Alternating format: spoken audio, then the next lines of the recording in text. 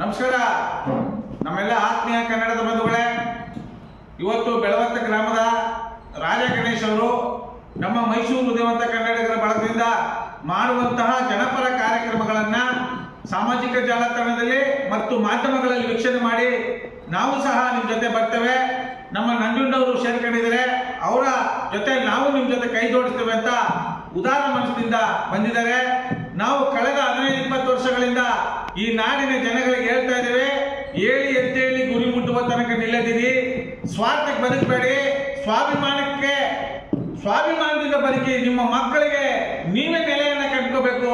ಇವತ್ತು ನಮ್ಮನ್ನ ಆಡ್ತಕ್ಕಂಥ ರಾಜಕಾರಣಿಗಳು, ಸರ್ಕಾರಗಳು ಉತ್ತಮವಾದಂತ ಕೆಲಸ ಮಾಡದೆ ಜನಗಳ ಮೇಲೆ ಜನಗಳಿಗೆ ಜಾತಿ ಎತ್ಕಟ್ಟಿ ಇವತ್ತು ದೇಶವನ್ನು ವಿಭಜನೆ ಮಾಡ್ತಾ ಇದ್ದಾರೆ, ಭ್ರಷ್ಟಾಚಾರದಲ್ಲಿ ಮುಳುಗೋಗಿದ್ದಾರೆ, ಅನ್ಯಾಯ ಅಕ್ರಮಗಳು ನಿರಂತರವಾಗಿ ನಡೀತಾ ಇದೆ.